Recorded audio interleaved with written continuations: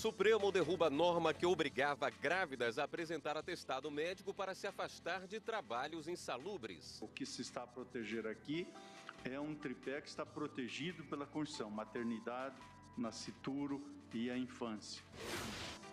Procuradoria-Geral da República denuncia o senador Fernando Collor por peculato na BR Distribuidora.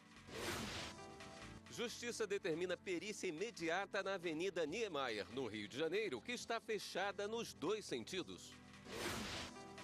Anuário da Justiça Brasil 2019 será lançado daqui a pouco no Supremo Tribunal Federal. O anuário mostra as principais decisões dos tribunais superiores.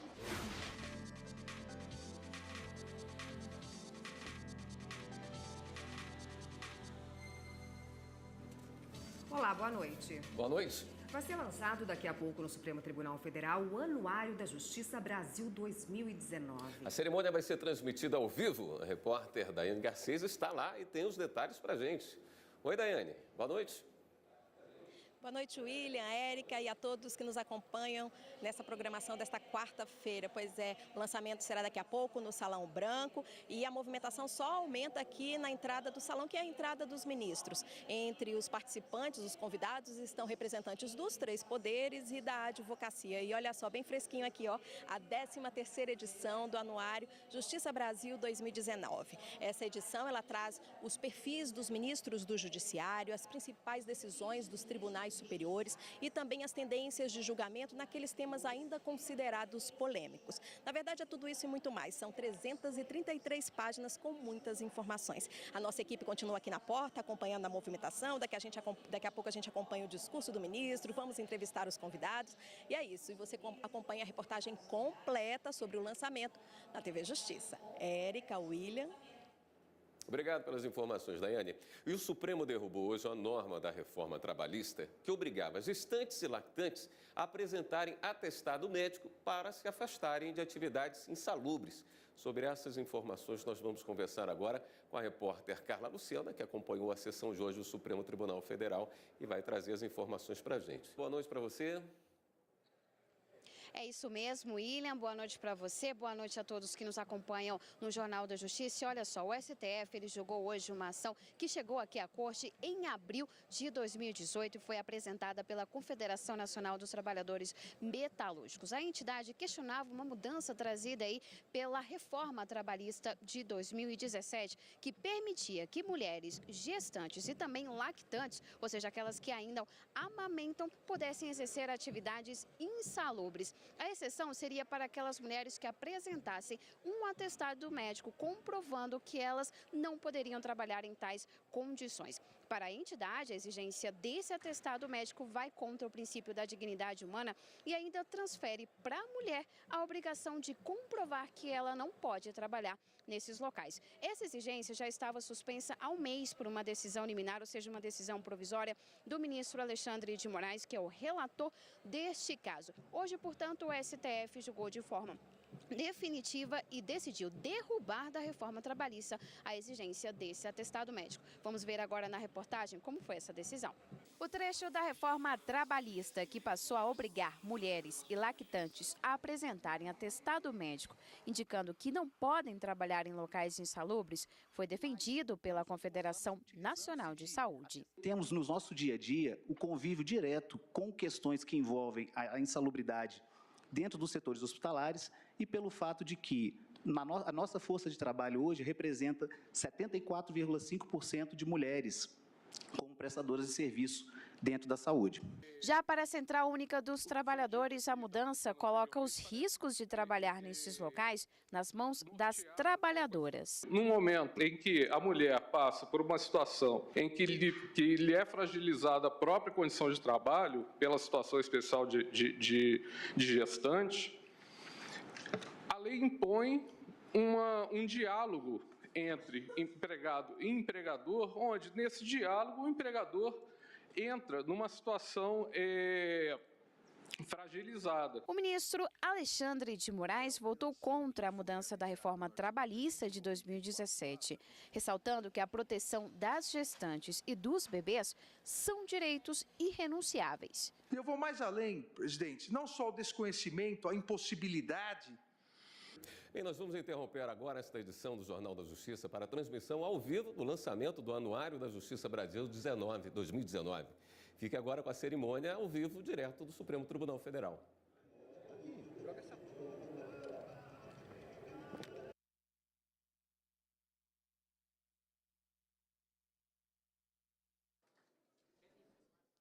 O vice-procurador-geral da República, doutor Luciano Maris Maia.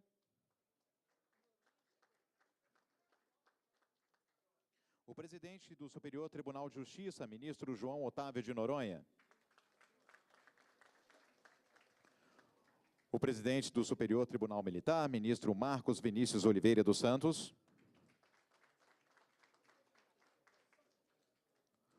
O presidente do Tribunal Superior do Trabalho, ministro João Batista Brito Pereira.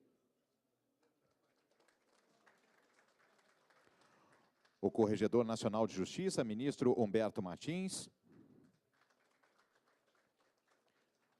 O Advogado-Geral da União, doutor André Mendonça. E o presidente da Associação dos Magistrados Brasileiros, doutor Jaime de Oliveira.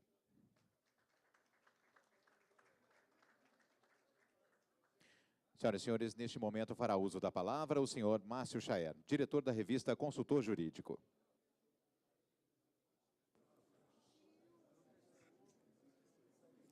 Boa noite. Eu agradeço a presença de todos e manifesto toda a minha alegria. Doutor Jaime, por favor, dispositivo. O anuário que lançamos hoje aqui, ele pode ser visto e interpretado de diferentes formas.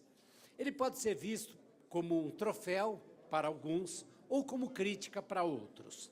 A equipe que produz esse trabalho gosta de acreditar que a publicação é o retrato mais fiel e sincero da justiça em ação.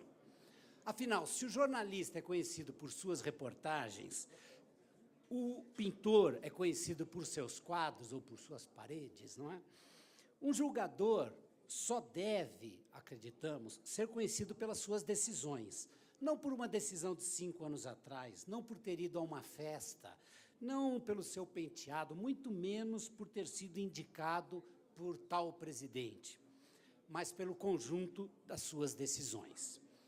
Eu costumo brincar com os jornalistas da área econômica. Eu pergunto, você sabe quem é o ministro que conduz a maior parte dos julgamentos na área tributária? Quem é, no Supremo, o puxador de votos quando o assunto são tributos? Por exemplo, podia ser qualquer outro assunto. Não se sabe. Não se sabe. Quando se diz assim, quem constrói a jurisprudência tributária no Brasil hoje, no Supremo, é o ministro Dias Toffoli, a pessoa faz, hã? Não faz sentido. Por quê? Porque a imagem de um ministro do Supremo, aos olhos da opinião pública, nunca esteve tão distante do que eles realmente são, não é? Muito bem. O anuário, ele tenta mostrar isso. Ele tenta mostrar cada julgador pelos seus julgados. Não pelo que sai mais no jornal, não por aquele que envolve a maior quantia ou a pessoa mais famosa, mas aquele julgado que mais profundamente altera as regras que governam os brasileiros. A coleção Anuário da Justiça deve muito a colaboradores, alguns aqui presentes, que nos guiam desde que a publicação era apenas um projeto. Alguns direta, outros indiretamente. Inclusive personagens que não são propriamente do mundo jurídico, como o jornalista Otávio Frias Filho, com quem eu trabalhei na implantação do histórico projeto Folha e de quem eu copiei ou tentei copiar o olhar crítico. Não com a mesma competência, óbvio, mas foi com esse olhar que nós criamos o site Consultor Jurídico e o Anuário da Justiça. É de justiça eu dedicar esta edição do anuário a esses coautores do nosso projeto, na pessoa de um brasileiro fundamental, e para quem eu peço o aplauso de todos, o ministro Celso de Mello.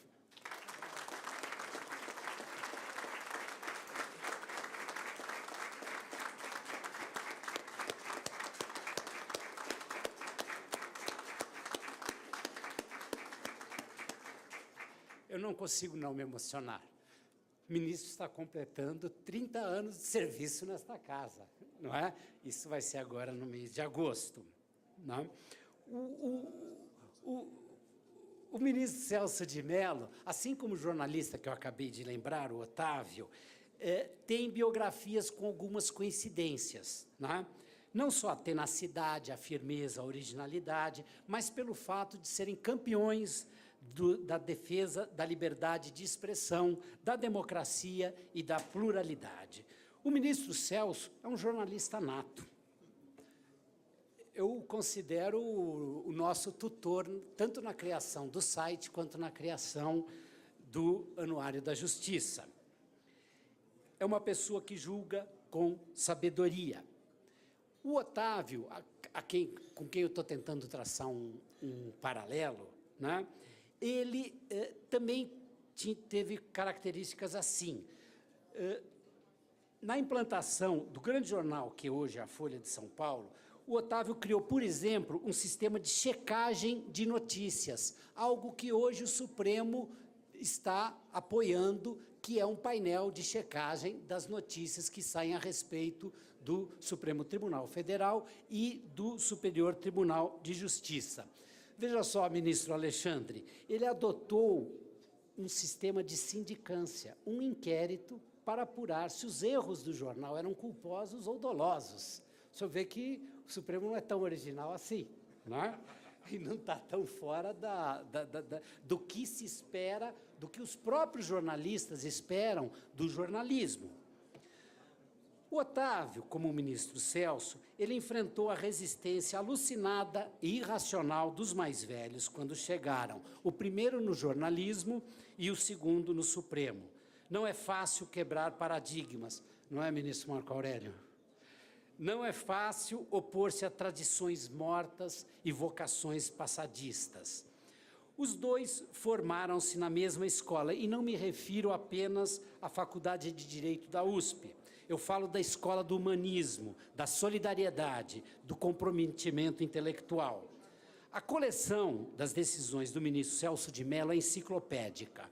A contribuição de cada julgador que passa por esta casa, ela é medida pelo número, não é pelo número de notícias, é pelo número de decisões que são tomadas posteriormente com base na solução encontrada.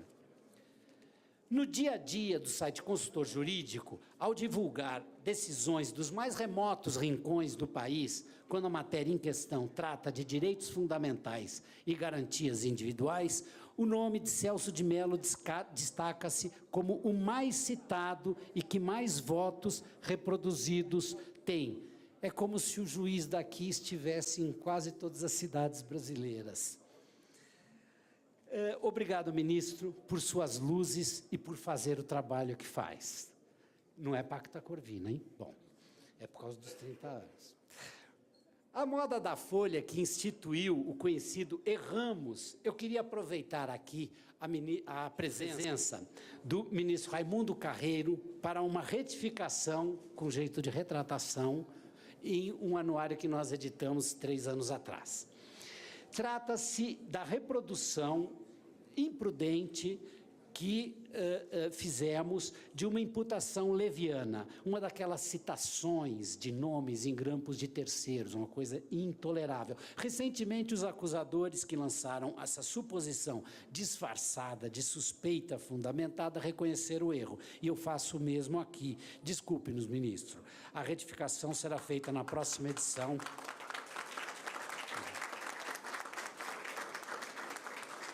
Assim como já fizemos no site. Afinal de contas, a gente não pode ser ao mesmo tempo contra fake news e praticar, não é verdade? Por fim, eu agradeço aqui aos nossos apoiadores e anunciantes, na figura da Fundação Armando Álvares Penteado, que tornou possível esse projeto, do qual nos orgulhamos muito. Obrigado, Celita. Obrigado, Bias. Obrigado a todos. Nós ouviremos agora a senhora Celita Procópio de Carvalho, presidente do Conselho de Curadores da Fundação Armando Álvares Penteado, FAAP.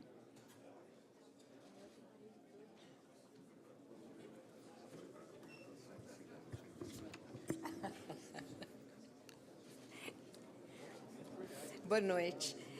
Peço licença para, na pessoa do excelentíssimo senhor presidente do Supremo Tribunal Federal e do Conselho Nacional de Justiça, ministro Dias Toffoli, cumprimentar todas as autoridades aqui presentes. Senhoras e senhores, pelo 13º ano consecutivo, lançamos hoje aqui o Anuário da Justiça Brasil. Ao todo, são 4.175 páginas de informações sobre o sistema judiciário nacional. O retrato que emerge desse trabalho impressiona, pelos números, pela criatividade nas soluções encontradas e pelas dificuldades derivadas do tamanho da demanda e da complexidade das causas. Essa visão de conjunto que o Anuário da Justiça reflete é bem diferente da imagem projetada no dia a dia, nas notícias que lemos. A distância entre o fato e sua versão é a mesma que separa um julgamento da sessão que ele provoca. No ano que passou, o Supremo recebeu 100 mil processos, julgou 125 mil, mais de 15 mil causas por ministro. Os julgadores, no entanto, tornam-se conhecidos por uma ou outra decisão que galvanize o interesse da imprensa e que nem sempre são descritas com precisão técnica. O diferencial dessa publicação é esse: possibilita enxergar globalmente o trabalho de cada ministro, de cada gabinete do STF e tribunais superiores. Mostra o judiciário em ação, em movimento. Os dados permitem entrever o lado humano da estrutura judiciária, da advocacia e do Ministério Público. As pressões que desaguam sobre os protagonistas da justiça são intensas. As cobranças, a fiscalização, a agonia solitária da decisão que se vai tomar, o medo do erro e das consequências imprevisíveis do julgamento. Porque nem sempre doutrina e jurisprudência estão à mão para socorrer, nem há precedentes a iluminar o caminho. Só quem julga sabe o que é decidir diante dos olhares atentos e curiosos de uma plateia de milhões ou milhões. Pessoas com que depois se vai cruzar nas ruas, nos aeroportos e nos restaurantes. É uma rotina que exige sabedoria, sensibilidade, conhecimento técnico e, principalmente, coragem. Traços visíveis em alto relevo em cada uma das 13 edições deste Anuário do Brasil. A Fundação Armando Álvares Penteado viabilizou este trabalho desde a sua primeira edição. Orgulha-se dessa bem-sucedida cooperação entre a iniciativa privada e o setor público. Mas se orgulha ainda mais de saber que o país pode contar com as protagonistas apresentados nessa publicação. Então, estão todos de parabéns. Muito obrigada.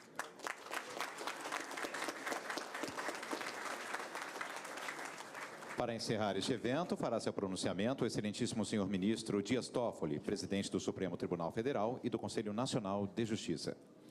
Boa noite a todos. Tem aqui 10 páginas de nominata, porque são tantas as autoridades. Vamos pular essa parte, vamos direto. Sintam-se todos cumprimentados. É com orgulho e satisfação que lançamos hoje, neste Salão Branco do Supremo Tribunal Federal, o Anuário da Justiça do ano de 2019. Desde 2007, o anuário presta contribuição inestimável à justiça brasileira, proporcionando um diagnóstico fiel e abrangente do complexo funcionamento do Poder Judiciário e das instituições essenciais da justiça. O anuário tem contribuído de forma relevante para a transparência dos tribunais, com o delineamento do perfil dos magistrados atuantes nas cortes superiores e tribunais, a divulgação de julgamentos e de estatísticas e análises de dados. Neste país tão carente de estatísticas e análise de dados, Márcio, Celita, é muito importante esse trabalho que o anuário faz. Um trabalho editorial primoroso que fomenta a reflexão e o debate democrático acerca dos rumos do Poder Judiciário brasileiro, contribuindo, assim, para o aperfeiçoamento da justiça no Brasil. Após a promulgação da Constituição de 88, temos vivenciado um processo ininterrupto de amadurecimento e fortalecimento da democracia brasileira e de suas instituições. Nesse processo, sobressai o Poder Judiciário, bem como as funções essenciais à atividade jurisdicional, Ministério Público, Advocacia Pública, Advocacia Privada e a Defensoria Pública, que seguem fortalecidas e atuantes em prol da defesa do Estado Democrático de Direito e da concretização dos direitos do cidadão, dos direitos e liberdades fundamentais. Nos momentos mais sensíveis, mais difíceis para a vida democrática brasileira nos últimos anos, não faltou o Supremo Tribunal Federal, não faltou o Poder Judiciário. Exercemos função estabilizadora, defendendo a Constituição e moderando os conflitos. Conforme afirmei no discurso de abertura do ano judiciário, o Poder Judiciário brasileiro é um dos que mais trabalham no mundo, dos mais produtivos. Cada juiz no Brasil julga praticamente 2.000 processos por ano. E este Supremo Tribunal Federal é a Corte Constitucional que mais julga processos no mundo. Como já falou a Celita, foram 126.000 processos no ano de 2018. E vejam que nós somos muitas vezes criticados por ser, ou se dizer ser, uma corte monocrática. Ministro Celso, ministro Marco Aurélio, no ano passado julgamos colegiadamente, entre primeira turma, segunda turma e plenário, 14.000 feitos. 14.000 feitos em colegiado. Pergunto, qual Suprema Corte no mundo julga 14.000 feitos em um ano? Temos que ter orgulho da justiça brasileira. Mas, não obstante todos os avanços, são muitos os desafios ainda ao Poder Judiciário para este século XXI. Em nosso país, praticamente todos os tipos de conflitos chegam ao Judiciário. Devemos transitar de uma cultura do litígio para uma cultura de pacificação. Temos que trabalhar com uma menor judicialização. Existem outras esferas e outros mecanismos que nós também temos e a sociedade tem que utilizar na busca de soluções adequadas dos conflitos, diminuindo a judicialização da sociedade brasileira. E defendo que o nosso Supremo Tribunal Federal possa ter instrumentos de autocontenção em julgamentos. Ter a possibilidade, eu sei que isso é uma questão controversa, mas já disse isso publicamente, já dialoguei com os colegas, nós temos que ter também a possibilidade de uma autocontenção, de não entrar em determinados conflitos, não substituindo a sociedade, que muitas vezes fica confortável de jogar para o Supremo a resolução de conflitos tão complexos e tão complicados. Outro grande desafio, talvez o maior deles, neste século XXI e nesse mundo digital, nesse mundo pós-moderno, é a segurança jurídica. É a segurança jurídica. Que é com segurança jurídica que nós podemos ter garantias da sociedade funcionando da melhor maneira possível. A segurança jurídica deve ser o norte da atuação de todos nós magistrados. Para tanto, a Constituição e as leis precisam ser os nossos guias, as fontes de toda interpretação jurídica. Também precisamos primar pela construção de uma jurisprudência estável, uniforme, previsível, coerente e íntegra. Nesse contexto, é a função das Cortes Superiores, a função de exercerem este papel na qualidade de vértices do sistema em suas respectivas áreas de atuação. A democracia é essencialmente pluralista. Todo poder que não é plural é violência. Já disse Hannah Arendt, já disse Habermas, já disse Celso Laffer. Todo poder que não é plural é violência. E plural somos nós, os tribunais. Plural somos nós, os tribunais, com a natural convivência em seu seio de juízes com concepções diversas de mundo, concepções diversas do direito. Por isso, o futuro do judiciário e o judiciário do futuro dependem cada vez mais do diálogo e da cooperação institucional. Estejamos unidos e firmes em diálogo e cooperação pelo progresso do nosso sistema de justiça, pelo aperfeiçoamento da prestação jurisdicional e pelo fortalecimento da democracia brasileira. Encerro parabenizando o consultor jurídico Conjur, na pessoa do Márcio Chaer, e a Fundação Armando Álvares Penteado, a FAAP, na pessoa da Celita Procópio, por mais uma brilhante edição do anuário que segue contribuindo de maneira determinante para enfrentamento dos desafios do Poder Judiciário do presente e fazendo também a delineamento do Poder Judiciário do futuro. Parabéns, muito obrigado pela presença de todos.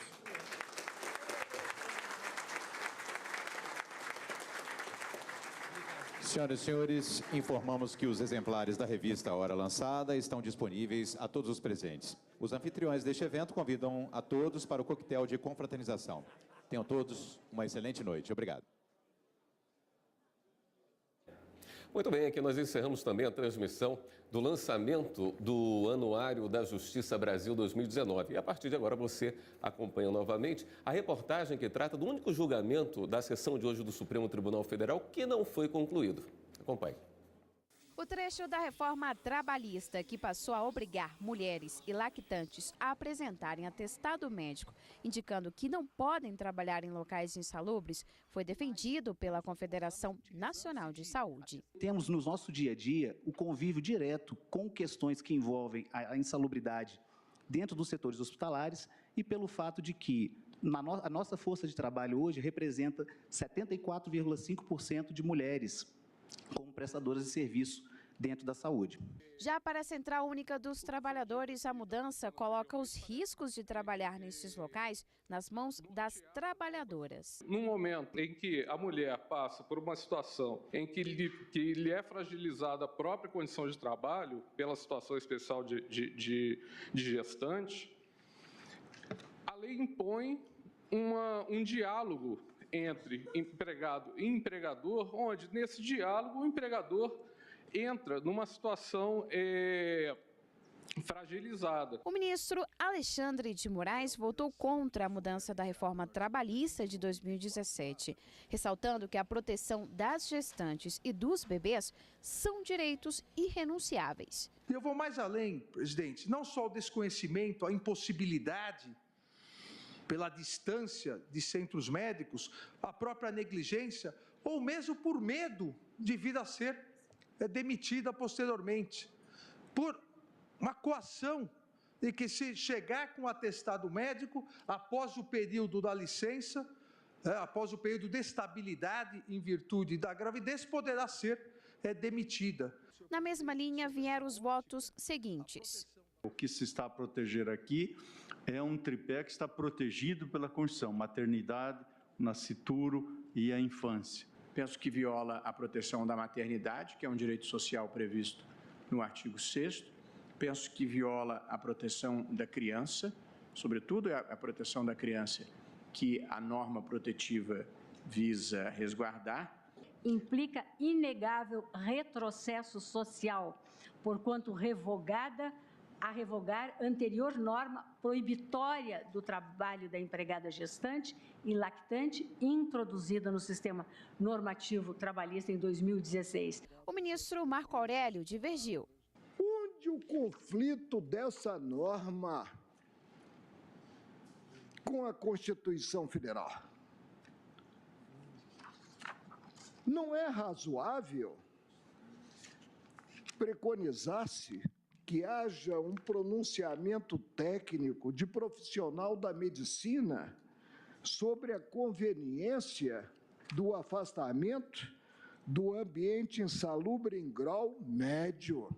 A decisão do plenário foi por maioria e, portanto, cai da reforma trabalhista a exigência de mulheres e lactantes terem que apresentar atestado médico para se afastarem de trabalhos insalubres. Não se revela possível nem legítimo acolher-se qualquer cláusula legal que, em conflito com o texto de nossa Carta Política, culmine por prejudicar a mulher trabalhadora ou por reduzir-lhe, quando não por suprimir-lhe, conquistas sociais já definitivamente consolidadas. A consultora jurídica da TV Justiça está aqui. Tem outros detalhes da sessão plenária de hoje para a gente. Boa noite, Karina. Boa noite, William. Boa noite, Karina. Boa noite, Érica. Esse julgamento que a gente acaba de ver a reportagem da Carla foi o único que foi concluído. Teve um outro, né? Mas teve sustentação apenas. Não foi concluído na sessão de hoje, né? E a pauta de amanhã do plenário, o que você destacaria? A pauta de amanhã está simplesmente gigantesca. São aproximadamente 18 processos elencados, mas alguns deles devem ter o julgamento conjunto chamado, inclusive 9 embargos de declaração contra uma decisão do plenário do Supremo Tribunal Federal e um recurso extraordinário, todos eles da relatoria do ministro Gilmar Mendes. Daí dizer que 9 podem ser julgados em conjunto desses 18 que compõem a pauta de julgamentos de amanhã. E do que se tratam esses embargos de declaração?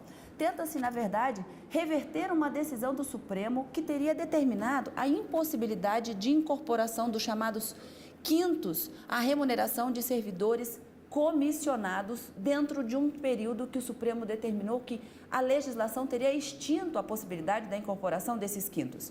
De 8 de abril de 98, quando então a lei veio e extinguiu a possibilidade desse tipo de gratificação, até a edição de uma medida provisória em setembro de 2001. O Supremo declarou, então, que não seria mais possível a incorporação e que todos aqueles quintos que haviam sido deferidos nesse período deveriam ser, vamos dizer, invalidados. Mas houve uma modulação dos efeitos da decisão no recurso extraordinário para manter aqueles quintos que foram incorporados de boa fé. E contra essa decisão vieram, então, os primeiros embargos de declaração em que o Supremo determinou a imediata cessação dessa incorporação, porque se tratavam de uma relação jurídica continuada e que, portanto, uma vez declarada inconstitucional, que já não caberia mais por falta de legislação, deveria ser cessada. E contra essa decisão vieram os segundos embargos de declaração, terceiro, quarto, quinto, até o oitavo, todos eles na pauta de julgamentos do plenário de amanhã, quinta-feira. E um outro julgamento conjunto também que pode acontecer são de 4 ações diretas de inconstitucionalidade, e em uma delas, o referendo da medida cautelar que foi deferida pelo relator de todas elas, ministro Ricardo Lewandowski. Em todas elas se discute a inconstitucionalidade de dispositivos na lei de 2016, que estabeleceu o estatuto jurídico das empresas públicas, das sociedades de economia mista e de suas subsidiárias. O ministro Ricardo Lewandowski deferiu parcialmente a medida cautelar em uma dessas ações, daí virá plenário amanhã para o referendo do plenário para saber se mantém ou não essa decisão, determinando que a venda de ações dessas empresas públicas, das ações da sociedade de economia mista, subsidiárias ou controladas, devem ter prévia autorização legislativa. E o caso de dispensa de licitação para venda é possível desde que não importe a transferência de controle acionário. E existe ainda uma outra medida cautelar em reclamação que fala exatamente dessa medida cautelar também. Então, são vários processos, mas todos eles, uma grande parte de processos interligados pelo mesmo pano de fundo. Então, são 18 processos na pauta, 5 devem tratar sobre um assunto, 9 desses embargos de declaração em cima desse RE do ministro Gilmar Mendes e outros assuntos variados. Então, amanhã a gente espera aqui, né, Karina? Amanhã a gente tem muita coisa para comentar. Aqui no Direto do Plenário, onde? Sem dúvida, a partir das 14. Até amanhã. Até. A Procuradoria-Geral da República enviou hoje ao Supremo Tribunal Federal uma denúncia contra o senador Fernando Collor de Mello pelo crime de peculato. Ele é acusado de atuar para que a BR Distribuidora firmasse contratos com a empresa Lajinha Agroindustrial, de propriedade do também alagoano João Lira, com quem, segundo a PGR, Collor mantém relações políticas de amizade e familiares. As investigações revelaram também que o crime teria sido praticado em 2010, ano em que Collor e João Lira disputaram os cargos de governador e deputado federal, respectivamente. Collor está licenciado do cargo desde abril. A Procuradora-Geral da República, Raquel Dodge, afirma na denúncia que há provas de que os contratos que renderam ao empresário 240 milhões contrariaram regras da companhia, ignoraram o fato da empresa de João Lira estar em crise financeira e ainda tiveram tramitação atípica. desembargador Mauro Pereira Martins, do Tribunal de Justiça do Rio de Janeiro, determinou a realização imediata de perícia na Avenida Niemeyer, que está fechada nos dois sentidos. Os peritos serão indicados pela terceira vara da Fazenda Pública e terão até 72 horas para fornecer laudo sobre a segurança da via. Com o laudo pronto, o pedido de liberação da avenida será reexaminado pela Justiça. Nos recentes temporais, em fevereiro e maio, a Avenida Niemeyer ficou fechada após deslizamento de terra e pedras. No primeiro caso, uma encosta deslizou sobre um ônibus e 2 pessoas morreram no local. Paralela à via, fica a ciclovia Tim Maia, que já caiu 4 vezes, em 3 das ocasiões, por conta de deslizamentos. Um incêndio em uma subestação de energia em Brasília hoje de manhã causou transtornos a milhares de consumidores na área central da cidade. Pelo menos 17 mil imóveis foram atingidos pela falha no fornecimento. O fogo começou por volta das 9 horas da manhã. A fumaça provocada pelo incêndio podia ser vista de vários pontos da cidade. Os locais mais afetados pela falta de energia causada pelo incêndio foram o setor hoteleiro norte e o setor de rádio e TV norte, áreas próximas à subestação. Nestes locais estão centros comerciais, shoppings e o Hospital Regional da Asa Norte, que teve as consultas suspensas nesta quarta-feira. Dezenas de semáforos pararam de funcionar, causando engarrafamentos em algumas avenidas. Por volta de 11h30 da manhã, o fogo foi controlado pelo Corpo de Bombeiros. As causas do incêndio ainda vão ser investigadas, mas uma das suspeitas é de um superaquecimento. A SEB informou que houve uma falha no sistema. Equipes de manutenção foram até o local. A orientação aos consumidores que tiveram prejuízos por conta dos problemas no fornecimento é guardar o maior número de provas e buscar uma solução junto à distribuidora de energia. Comprovar por meio de fotografia, por meio de testemunha. Por exemplo, se for o caso de um empresário que acabou sofrendo com o fornecimento de energia elétrica porque não teve ali o funcionamento regular do seu comércio. E com isso acabou deixando de lucrar nas suas vendas, ele tem que demonstrar, com base na média das vendas que ele tem, que naquele dia específico, em razão da ausência de energia elétrica, ele não conseguiu cumprir a meta de venda. Esta edição do Jornal da Justiça fica por aqui. Boa noite. Continue com a programação da TV Justiça. Boa noite, até amanhã.